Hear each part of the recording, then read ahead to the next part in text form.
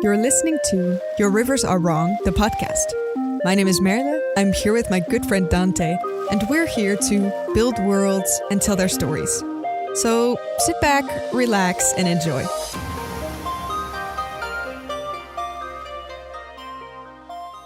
Good morning, or evening, or afternoon, whenever you may be. Welcome back to the Your Rivers Are Wrong podcast. I'm one of your hosts. My name is Dante. And I'm the other host, and my name is Merle. And we're here, as we are every week, to talk about the wonderful whimsies of world building, the arts and aesthetics of setting up a setting and telling stories born from it. Welcome back. Yeah. I just say yeah a lot in the intro, so I realized. We should switch that up. If you want more lines in the intro, we'll workshop it. I mean, you said it all. It's very efficient. I can't. That's true. What else to add, you know? Totally valid. All right, this is episode 39, and despite what the number says, we've actually We've actually recorded we've recorded over 40 episodes of this podcast. Which is wild. Yeah, it is. Take a moment of silence to appreciate the amount of episodes that we hacked out at this year. Okay, here we go. Moment of silence. Ready? Mm-hmm. Yes, I felt it. That's good. Okay, great. This is the second last episode of this season. We want to end the season on a very round number, which is 40. And then after we do that, we'll take a quick break for the holidays and come back in 2023 with a new fervor, with a new energy to talk about more topics.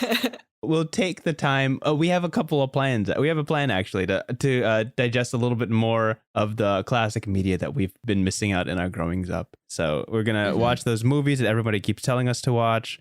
Maybe a couple of TV shows that have been popular, but we truly have not had the time to watch. Whenever that happens, we'll tackle them so hard. Yes. We'll come back more cultured, more knowledgeable of the things we should know as storytellers. Exactly. I did want to start off this podcast doing a quick errata. I haven't done that in a good minute. Oh, please do so. Basically, of the previous episode, we talked about time loops and witches, which are two really cool topics, but I am remiss that I missed talking about two things in particular. The first, in time loops, one of my favorite movies of all time is The Girl That Leapt Through Time, and its whole premise is she goes back in time over and over and over again to redo situations. Gosh, it's such a good movie, and I can't believe I missed talking about that in the topic that I brought up. It's literally in the title, Dante. How could you? I know. I appreciate you bringing it back, though. Like, let's round this out properly. Yeah, if you haven't watched The Girl That Leapt Through Time, great movie. Why should we? Give me like a one sentence pitch. It feels like a Ghibli movie, but it's not. So it's very much the same genre. If you like Miyazaki films, you'll probably like this one. Okay. That's a good pitch, because I do, in fact, like Miyazaki films. It's a very soft, introspective movie, but the pacing is a little bit faster than most Ghibli movies, but that's all right. It totally fits the vibe. And of course, the second topic was witches, and I wanted to mention, when you asked, are there any witches in D&D? I'm like, not really, there's just tags. There is a witch. The witch is Tasha. Tasha, also known as Igwil. Oh, that's right. The person who wrote the Demonomicon, I believe, the Book of All Demons. She's technically a wizard, right? She's technically a wizard. I mean, that's a good CV, though. Like, if they're, if you gotta be a witch, then you do it properly and write a whole book about demons or whatever you said. Exactly. And she has like a cauldron. She has a whole witch getup. She has a cool magic, nice tattoos. Good aesthetics as well. Yes. This is the only thing I know about her. I only know her art. And that she has a book. Yeah, she hangs with all the big names like Mordenkainen. Yeah. She's interacted with like Elminster and that's another big name. Who knows? Who cares? I don't know, but I trust your judgment immediately. She's the poster witch of D&D, and I should have mentioned it in the last episode. Yes. I had to revoke my D&D GM card for a second, but now I'm taking it back. Yes. I know this stuff. Own this. There you go. All right. Good errata. I appreciate it. Thank you. Any updates from you post-theater life? Finally have time to yourself, right? I'm so able to adult now, and I feel so good about it. It's great. I forgot how to do it for a second, and now I'm like, oh, wait, I do have these skills. I can do my laundry again. It's pretty good. Exactly, pretty satisfying. Right. I know this is like the most boring update, but it was a very necessary life update for me. So there you go. There you have it. Listen, it's super satisfying that one day you can set aside to just clean your room. Oh, It's and so like satisfying. go Oh my God. grocery shopping. Like put your life, like you're hanging on like a thread of like just on the hinge of chaos. It's just like, I'm just going to I'm going to sleep in my mess for just another night, just one more night. Yeah. And then tomorrow. And then finally you could be like, okay, time to finally get rid of it. Get a good night's sleep, full night's sleep. It feels like a mental reset as well, which is the best thing that anyone could ever do to me. But for some reason, it always instantly ties into how my room looks is also how my brain works. So if my room is like well put together and very cool and adult and also aesthetic and interesting and smells good, just to throw something out there, my brain also will have those qualities instantly. And it's like Pavlov, and it's great. It's like Pavlov. So if I forget about it, also, I become, like, I instantly transform into chaos myself as well a little bit. And I have revoked it, because I'm very organized again, and it's very nice. That's good. Anyway. Yeah, I can usually look at my room and determine how many weeks into a project I'm in. Oh, fair enough. Yeah. Like, oh, that's too real? Yeah, that's true. No, when it starts being like old food, then I know I'm in too deep. I'm like, I gotta fix this. That's maybe a sign to change up some habits or have a little bit more sleep maybe than you're doing now. Yeah. Right. Fair. How about you? How are you doing? I have a couple of projects I'm trying to knock out before D&D season kicks back in. D&D season? What does that mean? Yeah. There's a new book releasing top of December, but it pre-releases online like 2 weeks earlier. So scrambling for that. And there's another Unearthed Arcana, which is like playtest material coming out the same week, a little bit after Thanksgiving, I imagine. So I have like a week and a half before I got to start digging into all that content. So everything I want to do, I have to do before that moment. So it's a kind of a scramble to piece myself together. That's intense, yeah. It's a scramble to be busy before I have to be busy. And it's just like, okay, whatever. Content creation never really ends. There's no hours to it. It just keeps going. I could never have your life, but I think it's so nice that you're able to. That's wild. That's absolutely wild to me. Like, I can't even do my normal job properly if I'm not. Like, how can you do that on like random deadlines like that? That's crazy to me. That's like a superhuman skill. Oh, yeah. Well, if it's not like a strict deadline, like you have to release it before everybody else does, there's always a moment in the middle of the night when I'm ticking away at 4 hours in and I'm just like, none of this is mandatory, right? I don't have to do this. I could just go to sleep. And often I do. You could. Often I do. I respect myself enough to be like... Are you sure about that? What I do is like, I need a break. Let me get a drink of water. I close my eyes and sleep on my bed for like 5 minutes. And I wake up at 7 a.m. ready to go to work. I'm like, okay, never mind. I guess I needed to sleep. Oh my God, what the hell? I guess I needed to sleep. Yeah. Okay. Anyway, we're here not to talk about the woes of overworking yourself. That's right. We're here to talk about world building. Yeah. As we do, we bring one topic each to the table to discuss about world building or storytelling. I don't know Marla's topic. She doesn't know mine. And eventually we end this with a prompt that we improvise entirely. So that's correct. Today, I think I'm starting it off. Is that correct? Please go ahead. I'm very excited. Okay, let's do it. So I have to preface this. If you're looking to me to know the intricacies of this topic in its totality, I'm sorry, you're sadly mistaken. Don't. This is just a topic I find cool to talk about. And I got it from an episode of OSP, Overly Sarcastic Productions, which came out. An episode came out like months ago. And it just... What's that, a podcast or what? It is a YouTube channel where they discuss quite a lot of what we do, what makes a story tick and ancient historic. Oh, why don't I know about this? That sounds cool. Oh yeah, I'll link you. I think you've probably seen an episode or two, but haven't linked it to like the name of the channel. Or I just forgot the name because I'm terrible at names. Anyway, this topic will be more of a ramble than a dissection. If you're looking for a dissection, watch the OSP episode. But I felt like it is a classic aspect of storytelling. The topic I bring to the table today is love triangles. We're going to talk about love triangles. It's got to be in there sometime. Yep, today's the day. I love it. Yeah, they're everywhere. Whether you like it or not, love triangles are a often keystone piece in rom-coms, in dramas. They're all around us. They're all around you. Look around you. Nothing but love triangles. It's no surprise that romance often plays a big part in storytelling because it's such a visceral feeling that many people can relate to. And as such, how do we add drama to romance? Well, there's a specific three-pointed shape that does that really well. love triangles is the interaction between three people within a story tied to a romantic interest. And the roles of that are very diverse and not necessarily the same every time, but the triangle tends to be the structure upon which it stands.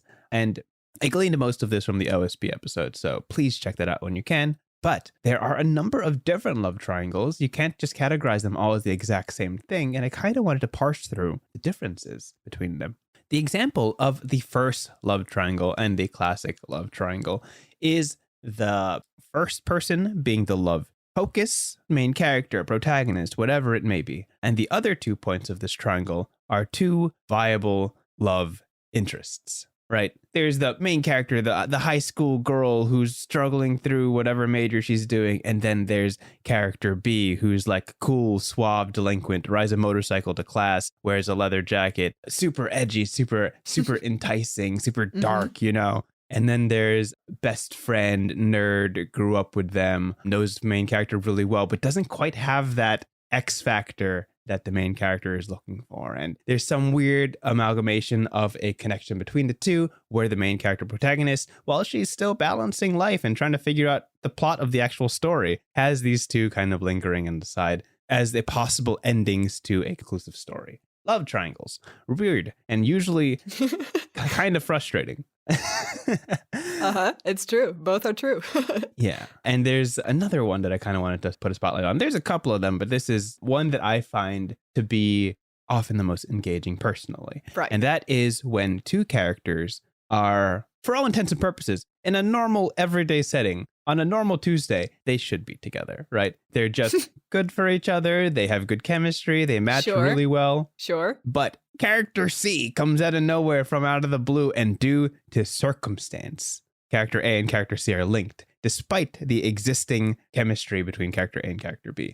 Due to whether it be obligations to the family, whether it be some new magical twist that binds these 2 strangers together, suddenly a new chemistry is born or forced into existence, and you have to kind of grapple. What about the old love? What about the old situation? What's going to happen there with this new thing that has to be dealt with and has to be handled? And is also handsome. Of course they're handsome. Dang, they're also really attractive. I hate when there's 2 attractive people in my life and I have to choose one. I hate that too. Isn't that the worst? Yep. Ain't that right, fellas? Ain't that so relatable? Don't we all have this problem? Don't we all have this problem when 2 very attractive people are in your life? Only. Oh my gosh. Anyway. For our own mental health, we're usually not in this situation, but boy, do we love watching it play out. Fair enough. Yep. I'll take it. Romances are often either the main plot when it comes to rom-coms, when it comes to dramas, or the subplot when a greater plot exists and this kind of simmers in the background. Marla, do you have any opinions on this kind of trope, this idea? Do you like it? Do you hate it? Do you stand on the fence on it? And is there a variation that you do enjoy or not enjoy? Anything stick out to you in particular? Ooh. I feel like a lot of people have so many opinions on love triangles. Like, if there's a love triangle in a book that you really enjoy and the love triangle is not that good, people will crush it so hard. Absolutely. People will hate on it with all their heart, all their passion, you know? I feel like you can't really feel about love triangles.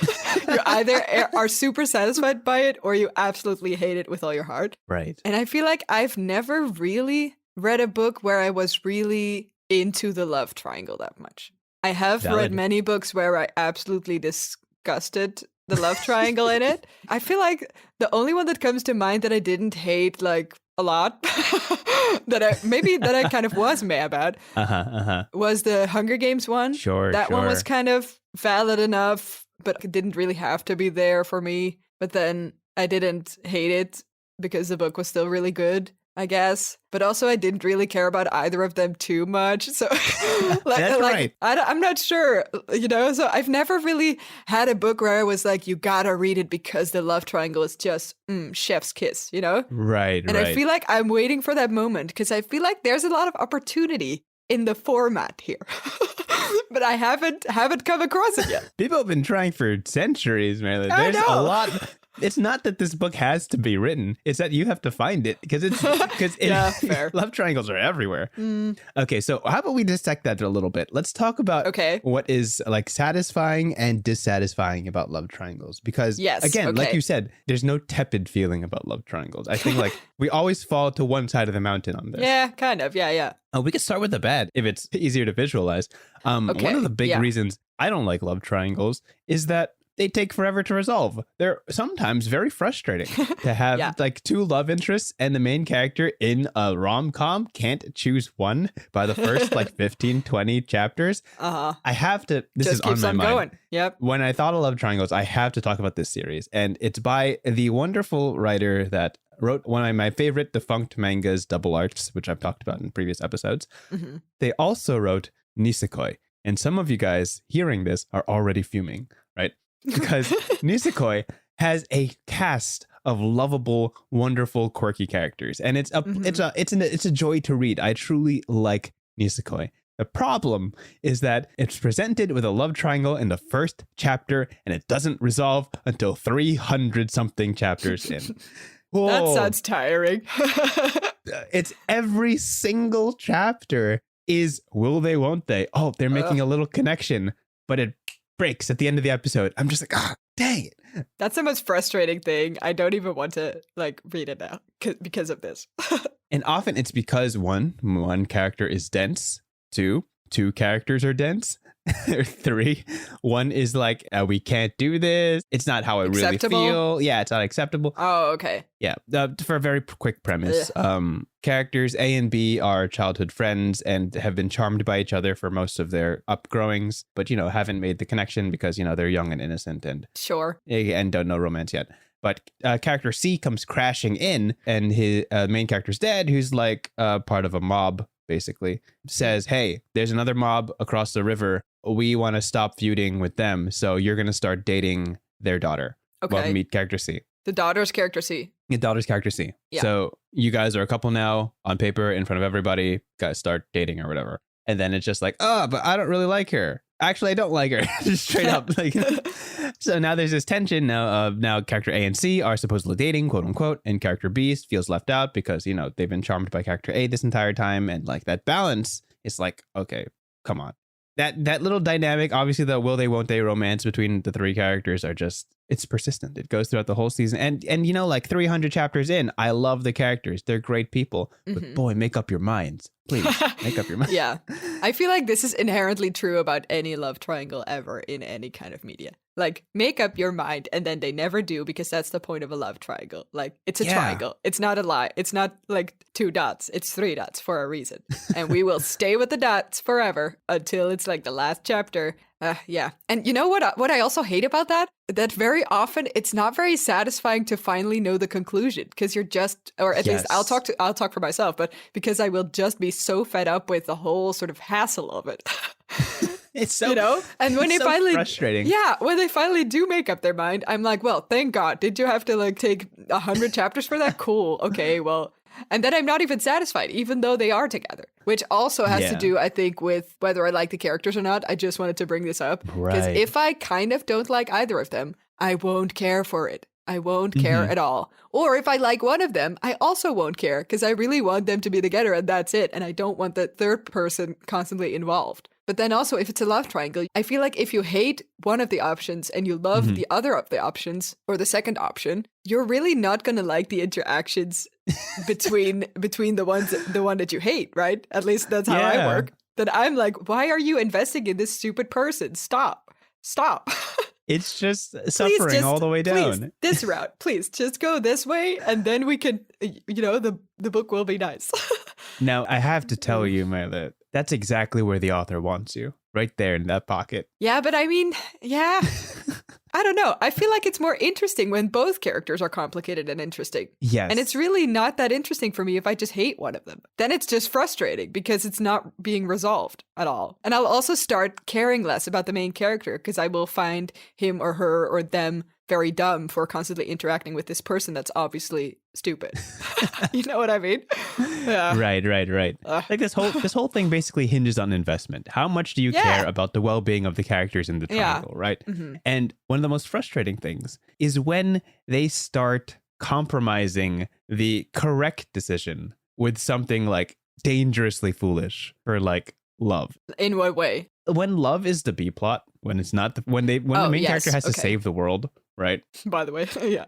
And there's a clear right answer of what to do. To the love triangle. Yeah, to the love. Yeah. Well, yes, and to the plot. Like, hey, okay. Yeah. Sorry. Hey, press this button to save the world. And character A is like, I should, but character C really doesn't like the button. And I'm like, but you have to save the world. Hello. This is what. Hello. Like, this is, maybe, Isn't this your job? Listen, maybe I'm not the romantic the author thinks I am, but I'm like, save the world, love interest. I think there's a clear. But here's the deal. If I care for character C, then this is a very interesting problem. Yes. But if I don't care about character C, it's a very stupid problem, and I will not care about it, which is a problem in itself. Because I'm not invested then. There's like toxic romances where like a character will repeatedly make bad decisions for themselves to lead towards this romance. And I'm like, girl/boy, you are ruining your own life for the benefit of another. I care about you and not your love interest. You are ruining yourself. I don't like that at all. You're ruining my immersion. I can't believe you keep making these poor decisions. Right? And there's a couple of dramas that come to mind, but it's just like, come on. But when all three characters are like charming and engaging and like great, and you want them all to have a happy ending, then for sure. Then you get invested. That's a solid, interesting love triangle. And I like especially when they're not dense about it. I hate when characters are dense. I hate when they like. What does that mean though? Like dense is a pretty abstract word. Like they can't see the moon among the stars. They can't like, if you like them, say something and then let it play out, right? Do you mean like there's so much tension that they don't dare to do anything, so the whole book is just like anticipation? Is that what you're saying?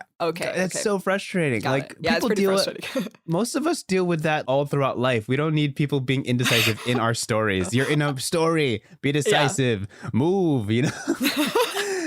I mean, that's the thing too. Here's a good point. If you're saying move, that's also how the story progresses, right? By decision making and by interacting. Yes. And so if that's constantly revoked and being like constantly just dipping your toes in the water and nope, going out again, dipping your toes, nope, going out again, then there's no progress. So either the resolve will just take forever. And in any case, with any kind of plot, it doesn't work if you don't move enough.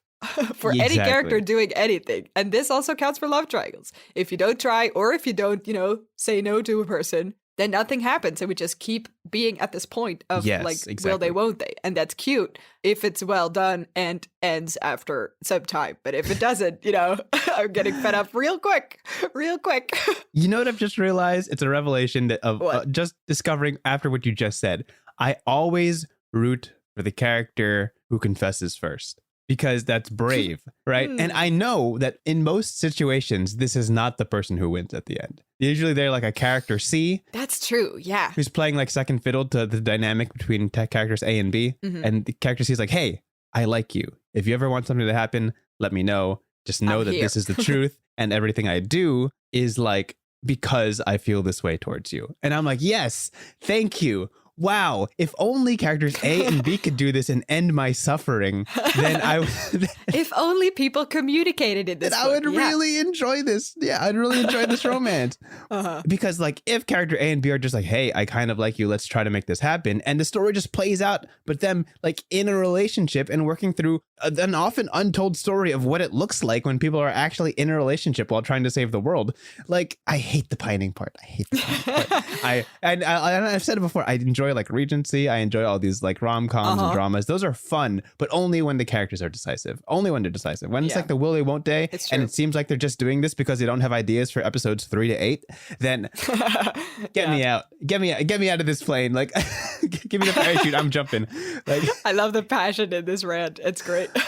But also, I very much agree. And I think why I also very often don't like love triangles is because it very quickly can go into like power dynamic territory, which sucks because it's about love and people having feelings and stuff. So if it's a power dynamic thing where, just like you said, someone confesses first and be like, hey, I'm super into you, please, let's talk about it or whatever, let's find a way, or not, but then I know. Which, you know, relatable. And I can like move on. Which I appreciate, as a reader. Like it'd be good for my mental health if there was an answer to this, but you know. Oh, yeah, for sure. Yeah. But then if the main character is then not replying or also not making decisions, then I just start hating the main character because I'm like, you gotta leave this kid hanging? What you do? That's just not nice. That's just rude. Yeah, be nice. Also, if you don't know who to choose yet or whatever, sure, but then figure out who you want to choose, you know? I don't know. Specifically, when it's, you know, the main character being the focus of the love triangle and then the other mostly guys, I guess, usually. In most books, just sort of pining or / being interested in the main girl. It's kind of this sort of push and pull dynamic that's also very often not really nice. And it's also nice to just read about healthy relationships in general, which doesn't really happen a lot, I realized lately. Like, it's really cool to talk. I mean, maybe I can't talk about this because I love tragic characters so much, but I mean, toxic relationships are really at some point enough. You know, we've seen them. We understand them now. Let's also talk about like cool, loving relationships and people that are doing the right things, which is nice and doesn't happen too often in love triangles, maybe. Listen, if you're listening to us right now and you're like, hey, I know a story or a book or a novel or a comic of people just in a loving relationship that kicks off within the first half of the book, and we just experience them being like a good couple throughout the rest of the novel, send it our way. I'm so ready. Yes. Yeah. Please, all of them. Our email is yourriversarewrong@gmail.com. It rhymes, it's catchy, and it's the title of our podcast. So please send it our way. Yes. There is, speaking of tragic characters, and not to dwell on this topic for too long because I could rant for a while, some characters are destined to not end up in the relationship. There's often a character C who's like, my love is unrequited, but there's clearly something going on here, and I'll just try to be the best I can be for a character A because I really want to support them. Mm-hmm. And the audience roots for them, but you know that they're not going to be happy at the end. You know that there's already this romance pairing set up. It's just not their destiny to break that up. It would be leave a real sour taste in everyone's mouth. But do you mean in the world, or do you mean like because the writer didn't want it to be this way? I mean, there's both, but I would say in story, it'd be like there's like clearly... It also actually wasn't meant to be. There's clearly a very important romance between A and B, and C, as much as you pine for one of the characters, it's just not going to happen, right? Yeah. So we root for them, and we hope for a happy ending for them, but oftentimes they just like die or do a noble sacrifice so that character A doesn't have to worry about making them happy, you know? Which sucks. Yeah, which is a bummer. Yeah. And that's how I feel about that. Mm-hmm. Do you expect this to be a scientific breakdown of love triangles? I hope not, because it's not. Does anyone want to hear about scientific breakdowns of love triangles? I don't. I just want to hear people be angry about it, which is great. We just did that. And that's exactly what we did. So that's all I got to say on that. Yeah. Awesome. All Good right. topic. How about you? What's your topic for today? It's pretty relevant to what you just talked about, I think. Oh, okay. We did it again. Oh, yeah? I don't know. Do I have a bridge? Nah, I don't have a bridge. I'm just going to say today, I want to talk with you about fan fiction. Wow. Which is a perfect match. Again. Golly gosh. We're good at this. Yeah. We're breaking open this case. This is a angry rant episode, I feel. Okay. Because fan fiction is good for that too. No, well, not necessarily angry. I love fan fiction, but it's gotta open up some emotion here. I do have questions, but I do want to hear your opener. Are you introducing this topic to us, Riley? Okay. Because you clearly have thoughts. I can see it in your eyes. You clearly have thoughts. Honestly, I'm not too opinionated on this. I just love the topic because I feel like it's a very underrated thing to read or create fan fiction. It's a little bit muddy. I don't think people find it that cool or don't give it too high a status, even though it sometimes very well can be. And very often it really is not that cool. So, it's kind of both ways. There's some super amazing fan fiction out there that turned into a real book or that turned into, I don't know, the community sort of being super into it because they love whatever show it's about or something or whatever book it's about. It's sort of giving it new life. It's giving it an alternative reality, perhaps. There's all kinds of cool ways you can go with fan fiction. And the interesting thing about it is that you basically, if done well, right, that you base your story in an already existing universe or, pool of characters that people already love. So you can build on something that's already there. And both the tricky and the fascinating thing about it is that you can give your own spin to it. So if you want to see something specific, or if one, scene in the actual TV show or whatever triggered some super cool idea or an alternative reality that you really want to be actually a real reality, you can do that in fan fiction, which is very cool. What I love about it is that it really blurs the line between the creators of something and the fans of something. Like, you really sort of get into the gray zone of it. Sometimes it even happens that fan fiction or a demand of the community that loves this TV show, I'll just keep pulling that example, that the creators of it can be influenced by the fans' opinion or the fans' longing for, or the fans' love for a certain character, or, all this stuff. So that brings up a very interesting modern dynamic to creating. And I think that's very cool and something that we really should think about more, and not just sort of put to the side as, oh, haha, the weird ones that write porn about their characters that they love.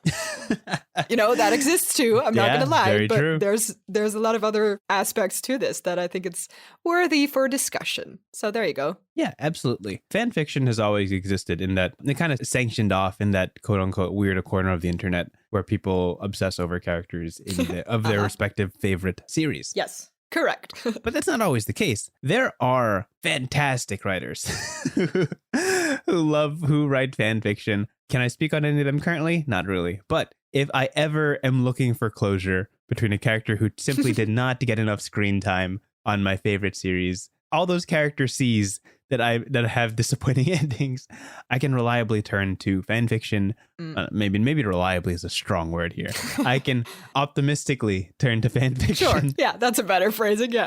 To give a more satisfying ending to the character. And fan fiction is simply a testament to the investment of the audience into the series. When the series does conclude, or even in the progress of it, when watchers or the audience want more, or they want to see more of their characters fleshed out, they want to see the story or a lively, vibrant world simply living in existence for a longer period of time, fanfiction is born. Mm-hmm. And for people who don't know what this is basically stories that people write of pre-existing settings and characters, usually on the internet, but sometimes, in their own journals and diaries, and never shared to the world. But sure, yeah, either way works. I think it's just an expression of the care that the audience has for a piece of work. It's a compliment, honestly, to have a great deal of fan fiction. Yeah, for sure. And I think it's also linking to the thing that you were talking about, obsessing over characters. I only have this very little, but if you love a show so much that you're so sad that it ends, that there's no more content, then you're just like not satiated enough, and you just want to like anything that you can get your hands on that kind of makes sense and is sort of like the show or close enough will do. Which I think is both why people create and read fan fiction religiously if they love a piece of media so much, which is pretty admirable. I think that's kind of cool. Yeah. Yeah. I saw a tweet this week, actually, that I feel like ties in really well. And it was describing the perfect fandom. The perfect fandom is a fandom being like a community of people behind a piece of work. The fans of something. Yeah. A perfect fandom is one real life friend who's really invested. It's 10 to 15 people online who are really invested. And it's two very talented people in this community who speak another language, but continue to create beautiful art for this piece of media for years and years and years. Oh, yes. I love that. That's the perfect fandom. That's, I think, pretty accurate. Yeah. It's a tight-knit community of people who are really passionate about this really niche one thing. And you're just fed throughout the years by these really talented people who you can never express enough gratitude, who continue to create art continuously for this piece of work. And you'll often find that in art, but you'll also find that in fan fiction, where there's just a really talented writer who really should be getting paid for this, but in their true love for the media, yep, that's too real. Publishes for free. Chef's kiss. Yep. I think that counts for like any art that's made in a fandom. Because very often it's really good and very cool. And then it's just created because the artist just feels the absolute need to just see the characters in a certain way or something. Right. Love. I also want to touch upon something that I find an interesting sort of side occurrence to this. which I have experienced myself, actually, because I think I started writing more consistently on Wattpad.com, which is a sort of fanfiction-ish site. It's basically a place where you can share stories or chapters that you've written with your followers or with your friend group. It's sort of social media versus, I guess, uploading text. So very often what happens is that a lot of fan fiction goes here because you can read it for free, you can publish it for free, and you can just kind of, it's sort of a community thing. And there actually was a very humble and small community of Dutch writers there that I became really good friends with. And that, of which you were turned part into of. a super fun dynamic. Yeah. And then because you're reading each other's stuff, you're also more invested to keep writing and keep reading. And it kind of propels itself, right? And if you're 14 and there's no really other outlet of just writing for just exercise and you don't care about money or, that it has to maybe be your job and stuff, that's really great.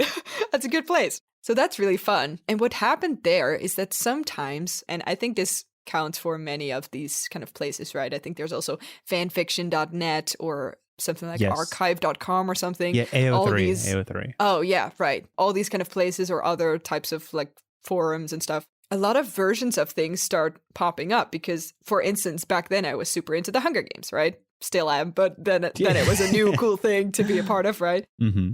And then some people started making these sort of Hunger Games games. So they asked other people to sort of make characters and then be added to a sort of text thread, or each one would be responsible for a certain chapter or something. And this turned into a sort of interactive thing where you could add your own character to the, whatever Hunger Games kind of version of the Hunger Games the organizer, I guess, had written, and then kind of quote unquote play the game because with your own character that you would make. I find very cool. This, of course, links to how D&D works and stuff, but it's sort of turned into an interactive fiction kind of thing. And if you do that with people that you find the writing pretty great for, or if you already know the characters of somebody else, or you're close with the people that you want to do it with, it's so fun. Holy shit. It's so fun. Yeah. And it's a very different way of, in a way you can kind of participate in the universe a little bit, even if it's in your own corner of the internet, right? And I think that's very cool. And another example of this is one that I found out more recently that it exists and is very cool, where people, I think let me see. The abbreviation is SMAU, which is, I think, Social Media Alternative Universe. Interesting. Am I saying this right? Yeah, so you could say, I'm writing an SMAU fiction about this and this there's show. A name to it? Yeah. Is it a name to it? Oh my gosh. I had to look this up on Urban Dictionary because I forgot what it stood for, but it's a real reliable thing. Source of slang, Urban Dictionary. Yeah, oh my exactly. gosh. But I found out that this existed because I was super obsessed over the Our Flag Means Death, wonderful, amazing gay pirate show that I keep talking about because it's stuck in my brain forever. Please tell me you joined one. Please tell me you've written. I didn't join in, but I found out that this genre exists and I was so happy about it. Like, for the uninitiated, because I was like half a year ago, an SMAU piece of fiction, I guess is how I would call it then, is where somebody just makes a Twitter account or whatever and basically makes a story through the social media, quote unquote, that the fictional characters are using or texting with each other, stuff like that. I think one person made a sort of 70s aesthetic version of the Our Flag Means Death show in a sort of, the most important characters were there, but they, instead of being pirates on a boat, they were just in a sort of village in the 70s, and they had like a sort of teen I kind of forgot the plot a little bit, but the whole point was that they communicated through sort of old school beeping codes and fax messaging and stuff like that, and they actually created the visuals for it. So what you would do, it's super cool. You would see a fictionalized version of a letter that they sent, and you would actually see the handwriting and stuff. This is a sort of graphic design version of fan fiction, which is amazing because I love graphic design. Okay, I gotta see this. You gotta link me to this. That's I will send you all the recommendations. Yeah, but this is I really love how this is suddenly a thing now. I don't know if it's a thing specific to this show. I don't think so, but it's super cool. Listen, the second you started talking about like these communities where you're talking like about alternate universes for social media or like certain like medias, certain worlds, you flashed me back to like 2005, 2006. If anybody listening is ancient, you would know about envisioned free boards. Envision free boards are basically a forum that you could customize to whatever topic you want. And on there, the writer Dante, the fantasy writer Dante was born. Okay, because the first yes, origin where I learned to write like a human being and not like just like somebody who writes. Go. First time I felt like I was writing true prose was on a forum dedicated to an alternate universe Naruto RPG. Okay. Amazing. I'm already super into this. Alternate universe of Naruto. There's like a different leader. You could design your own ninja, have your own special talents and powers, and you joined a team and you RP'd with these 3 other people who are also on your team. Yeah. And you challenged the world, and there was someone in charge like running the encounters you ran into. And I like learned how to write from these people. It's so metal. It's amazing. I would watch these super talented, like 20-something-year-olds. I don't know how old they are, but every now and then they mentioned it, like taking care of their kids or something. They're super talented, like older people writing full stories. And I'm like, God, your character's made up. Why are you writing so much, you know? And I was writing like these 2 sentences like, hi, I'm blank. It's so nice to meet you.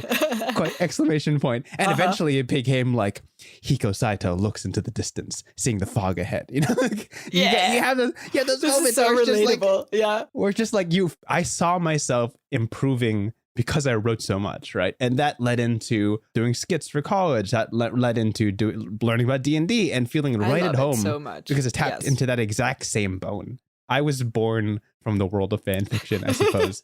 My writing was born from the world of fan fiction. I'll always credit it for like truly letting me grow as a writer out of passion. And also, it's a free space, right? It's free. No one really cares about your stuff because you're all either unknown or you're just young or you're not really sharing it with other people except for this community. You can make mistakes because everyone is young and there's just so much writing that you do. And then specifically, if there's older people around that have been around for 4 years and you've been around for 1 year, they're going to be better than you. And you're going to learn how to structure your sentences from them because they can make proper stories and you can't yet. This is exactly the same thing that happened with Wattpad as well. When someone writes a super cool intro, I'm like, dang, I should have done that for my book. And then I'm going to rewrite my book or I'm going to start a new book. You know what I mean? It's great. So if you're surprisingly young and listening to this for whatever reason, if you haven't gotten into this, find a space or a forum where you can do this like we do this like safely with people who you could trust, or just total strangers like we did, like reckless teenagers. We simply found a group of strangers and started writing, you know. You won't treat it as practice if you enjoy it, but very, very truly you will improve and learn and develop because you're learning from all these other writers. And that's how I found myself in this space and found myself on this podcast talking about this stuff because I truly, truly just love it. Yeah. Yes, for sure. I agree. Good topic. Will we ever admit to the writings that we did on Wattpad and Envision Free? Maybe not. Will I admit to it? Yes. I will proudly say that I've been a part of Wattpad because honestly, this is also why I wanted to talk about it. For the people that don't really know about it, it has such a bad rep. Like, and I know there's very like pornographic things out there, right? But also at this point, there's also very cool things out there. There's been so much fan fiction that even if you wanted to, not everything is going to be stupid, you know? So it's kind of like treasure hunting a little bit. It feels like when you're going to a secondhand store and some is really random and others is really cool and you don't understand it and others is in another language or too big for you, you know? And then there's some pieces that are really amazing and you connect with them. And it's also fan fiction. Like any genre, by the way. Yeah. So I feel like we given it some good love in this episode, which it deserves as well. Yeah. There are masterpieces on these boards that only have 3 readers, and you just got to look around and dig through to find it. Good topic. Really fun topic. Good match as well. Love it. All right. For the end of this podcast, I'm going to toss you a prompt. We can keep it short. It's pretty simple, but I do want you to kind of think about it and give your own twist on it. You ready for the prompt? Yes. Okay. The prompt is, as from the first topic, a love triangle. But character A is also character C, with character B being the focal point. Wait. Wait. Okay. So instantly a sort of, what's that movie called again with, what's her name? Like She's the Man. Help me out here. Have you seen this one? I feel like it's either very famous or very culty. Wait, is She's the Man with the one with Amanda Bynes? What have you seen? I forgot. I think it's the one where a girl wants to join a football team and she can't. It is Amanda Bynes, yeah. Oh, yeah, okay. Well, that one. I feel like it could either be one of these situations where the character A loves... Okay, so hold on.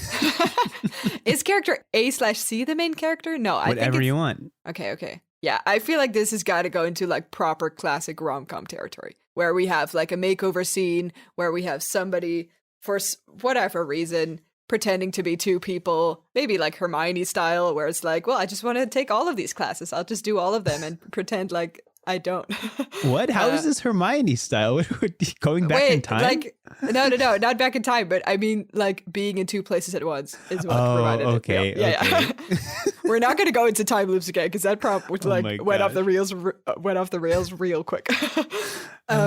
Okay, let's say character A/C. Yeah, sure. We'll just sort of rip off She's the Man a little bit. Why not? Okay. Yeah, sure. Character A/C really wants to be in this super posh club or whatever, or society that the university where she goes to like has that. How do you say this? Wait, hold up. Let me rephrase this. Character A/C goes to university. She takes regular classes like any other person. I don't know what she studies. Doesn't matter. There's a very cool exclusive-y club only for like the cool kids that she's not really part of, but she really wants to be because character B is in it. And let's say it's a he, because we're classic rom-com here.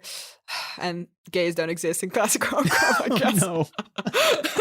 Oops, I went there. Okay, let's brush over that. Shots fired. Yeah, I mean, I'm not wrong. Character B is in the exclusive club. Character A really wants to see him, really is into him. He's so hot, so she's got to be near him. But she's, with her background, will never, ever be part of this club. She's not rich and bratty enough.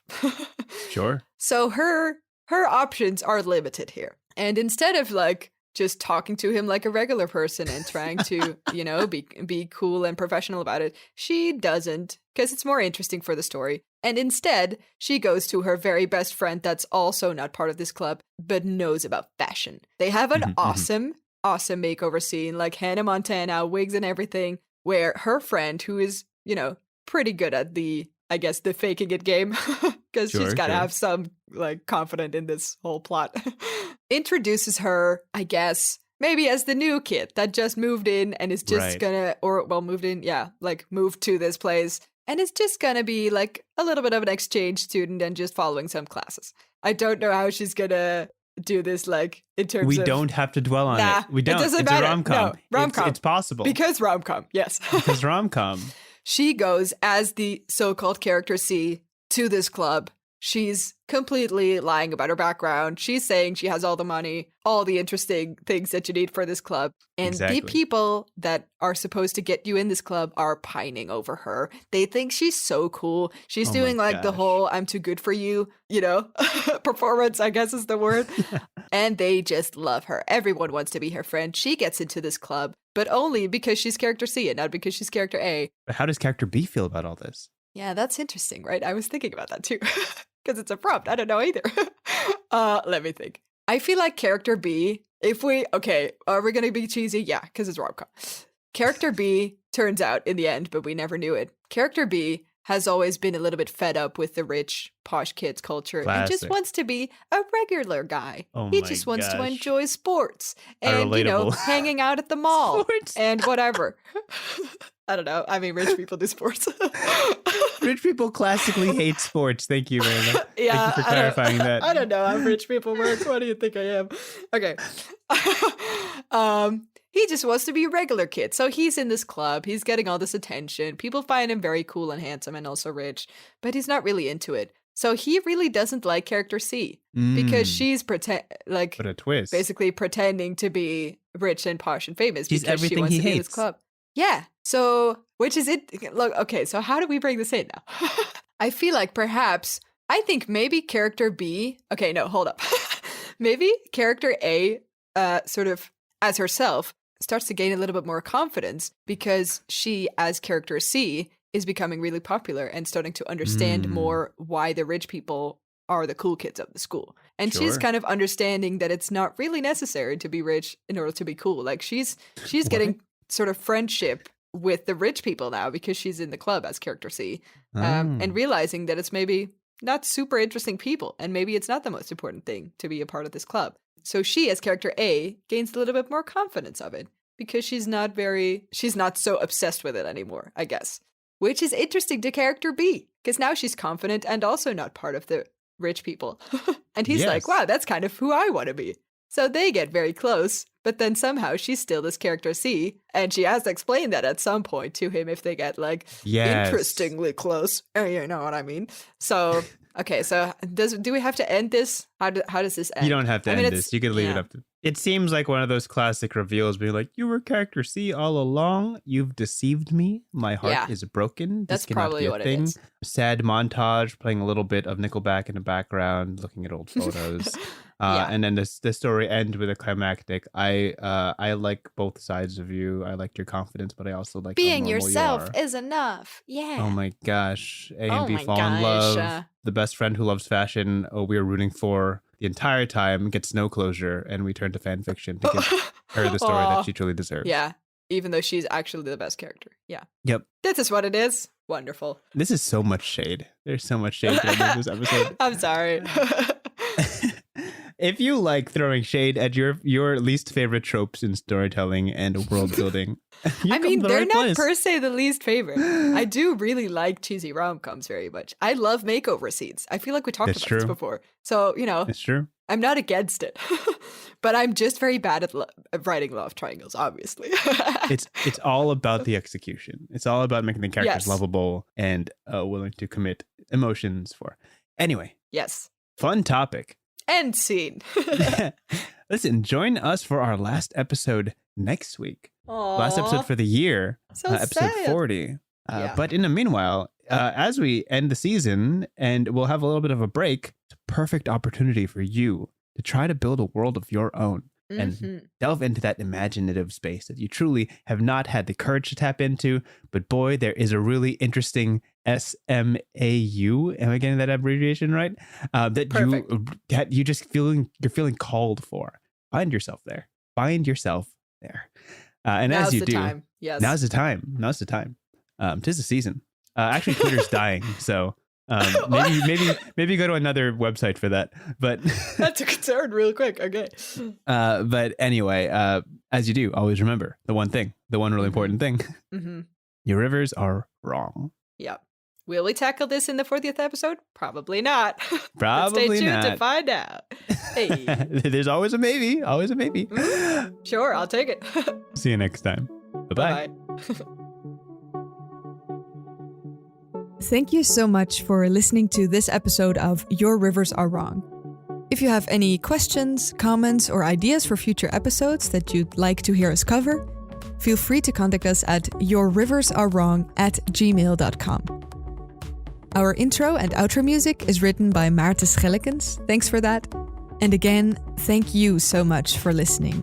We hope to see you at the next one.